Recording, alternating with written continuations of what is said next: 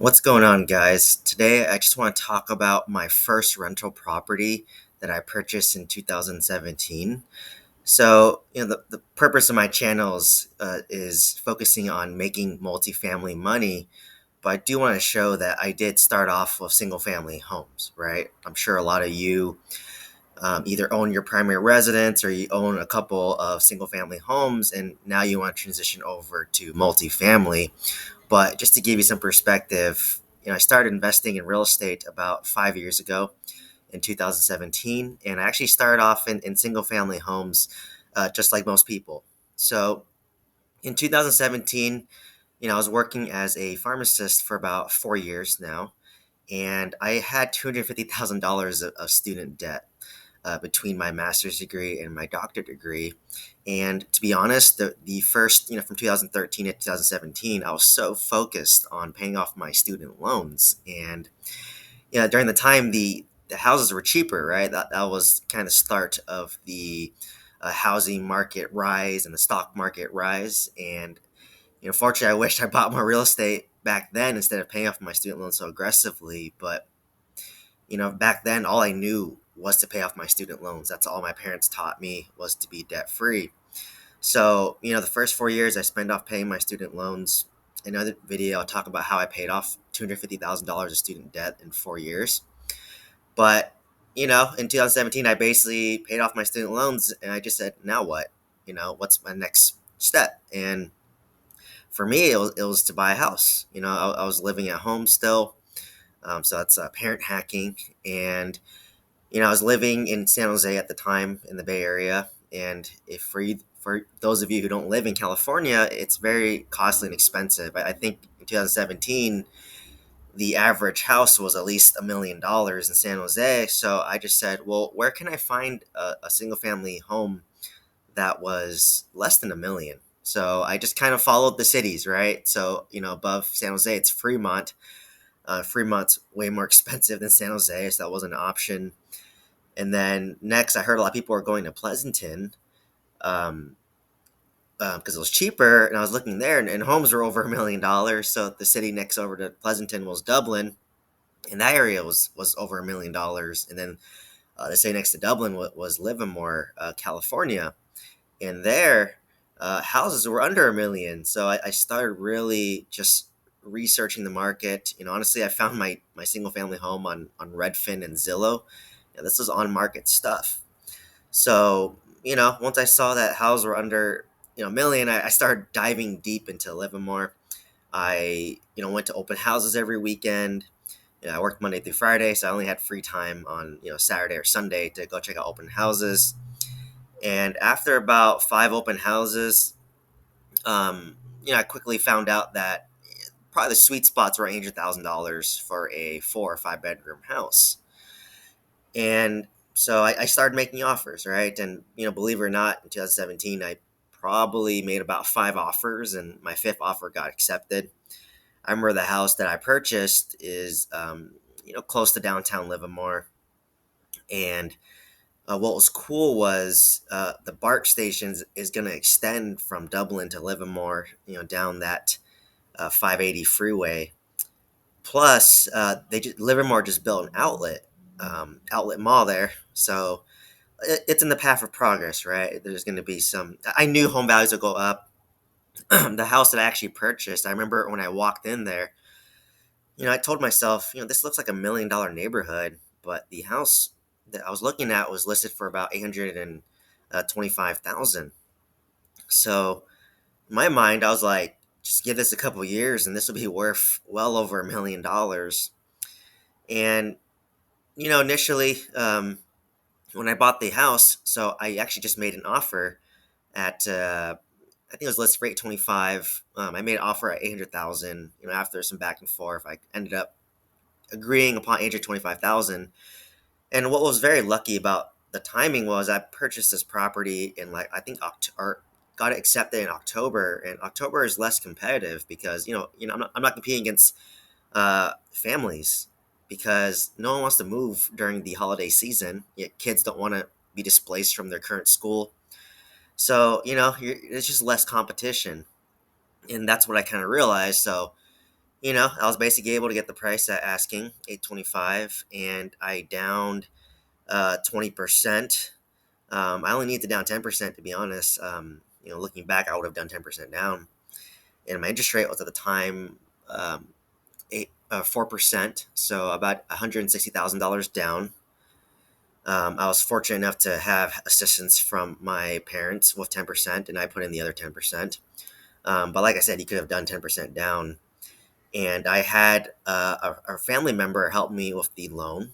So she got me a really good interest rate. She got me like $3,000 in um, lender credits. And my loan officer, my mortgage real estate agent, to be honest, I found the deal. He just did the paperwork for me, so I was able to negotiate 1% of his sales commission. So I believe his sales commission was 2%. So I asked for 1% back, and that saved me, maybe $5,000 to $6,000 there. And it was a 4 bedroom, 3.5 bath. It was 2,300 square foot. There's an HOA there.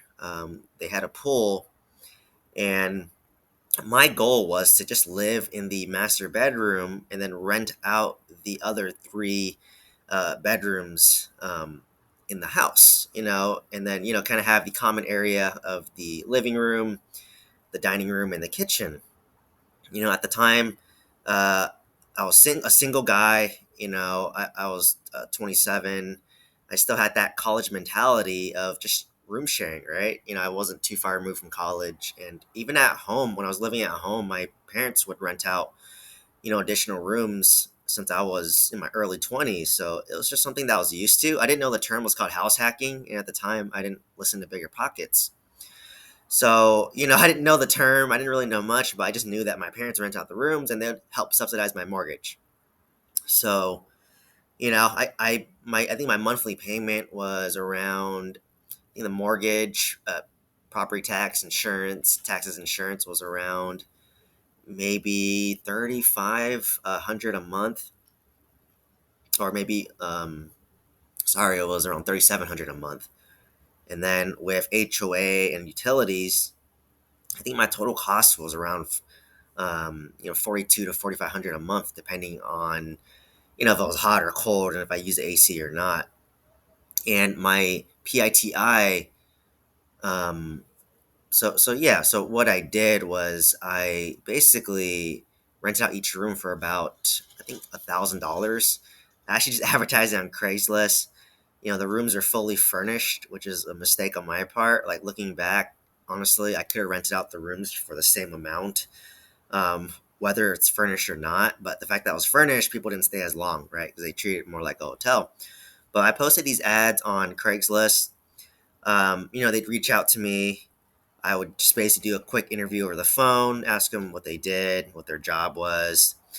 If they wanted to come in person, I'd show them the room. My requirement was 3 months of bank statements, 3 months of pay stubs, as well as a quick credit score check, which you can do on it online for free. I think it was Experian. You just can log in for free and see your credit score. And I would ask for a landlord reference. And it probably took me about 1 or 2 months. I was able to find some tenants that wanted to rent month by month, and they basically just paid me. I think I got for like $1,000 for the shared bathroom, and then the one with the private restroom, I got 1,100, and it included all utilities, right? So it included, water, trash, electricity, internet. So they just paid me a flat fee, regardless what they did. So, in my mind, I basically got $3,000 a month, and my total payment was around 4,200 or 4,500. So I paid about $1,200 to $1,500 a month to basically live in the master bedroom, and they basically covered most of my expenses, right? Like, my principal pay down was roughly around, 1,500. So in a way, it was kind of a forced savings for me. And to rent a apartment in, the Bay Area, it's at least 2,500. So, I was basically house hacking, and basically it kind of taught me to be a landlord for the first time, right? I was actually living with the tenants. I quickly found out that I had to kind of take care and clean up, the common areas because no one else did. I take out the trash. every Tuesday. Every month I would clean the full house. And at the time I was excited, right? Because that was my first home, and I was paying so much money, and I was very excited at the time to do that. I had the energy. Now looking back, I'd probably just hire a maid and split the bill between everyone else, right? But this was a great way to get started. I could have bought the house for 5% down and then still rent out the other rooms. But I get like at this stage of my life, I wouldn't do that because I don't want to compromise my privacy at this point. But when you're still in that college mentality, you don't mind living with people, you don't mind having a little less privacy. And it wasn't too bad, right? Like I was able, like if tenants moved out, because it was month to month, I would quickly find another tenant to replace it. People would pay me via Zelle, to make it very easy online. The security deposit was 1 month of rent, and they just liked how easygoing I was. I would designate a cabinet for each person. For the most part, to the tenants, I had my own bathroom in the master. One tenant had their own private restroom, and the other tenants, two of them shared another restroom, and I had another half bathroom downstairs. So for the most part, everyone almost had their own restroom, and it was not bad, right? Like it works out. The parking. I parked in the garage. There's a lot of street parking. It was a very nice neighborhood. To be honest, it was mostly homeowners. To be honest, in that neighborhood, and I was the only one that was renting by the room. Um, the tenants, honestly, they didn't really stay in the common areas that much. They just go to the kitchen, microwave their food, or go grab some food. At worst, they might just eat at the kitchen table for a little bit, but then they go to their room. So, like, even though I would hang out in the family room and watch TV, I felt like I had a lot of privacy. And if I, wanted more privacy, I just would go to my master bedroom. um, no one was really allowed to bring guests over after a certain time out of privacy. The tenants each had their own locked room. My room was locked as well, so we each had our own keys. So overall, there was a lot of privacy. There's a lot of security. Didn't have any really issues. So I just wanted to kind of share this story because that's how I got started. And despite me looking back now, I don't only do multifamily, but I did get started in single family homes. So just kind of wanted to share this story to show that the key is just getting started in real estate, whether it's multifamily or single family. And if you look at it back at this time, like I bought the single family for 800,000, and my apartments I buy today are less than that. So in the time, it was just too overwhelming for me to think about buying out of state, let alone buying an apartment out of state, right? Because all I've known is single family. So that's why I kind of created my Making Multifamily course. I'll put a link in the description below, because I wish I had a system to follow, and I wish I had someone to teach me, right? Because at the time, it just felt so impossible. So you just do what you're comfortable with, right? And at the time, I was comfortable with single family homes because that's all I knew, right? I lived in a single family home. I rented out rooms. So that's all I knew. So, just that's what motivated me in terms of creating my course. But if you jump to present day, um, the single family home, it's now worth $1.3 million. So it appreciated by $500,000 over 5 years. So that's $100,000 a year on average. In terms of rent, I don't rent by the room anymore. I just rent out the whole unit to the same tenant for the past like 4 years. I'm pretty nice. I haven't really raised the rents because they're good tenants. They take care of my property. But I basically break even on this property. I think I rent it out for 3,700 a month. I was able to do a cash or a refinance on my rate from 4% to 3.125% during COVID, and that's as an investment property. And I think my total cost is roughly around 3,800 a month. The HOA keeps on increasing every year, so I am cash flow negative by $100. But like I said, if I raise the rents, they might leave the a single family home, and now it's vacant for a couple months. I have to do repairs. It's just not worth it for me for $100 more. And I do like the tenants a lot. They pay me on time. They're very respectful of the property. So essentially, I break even. I'm slightly negative. I have to self manage the property myself. So if they do leave, then it can be a little bit of a pain for me. And at that point, I might maybe 1031 exchange that property and buy an apartment complex. Um, so, right now it's not too much work for me. If I have any maintenance issues, I have a homeowner's insurance policy on it. It's $500 a month.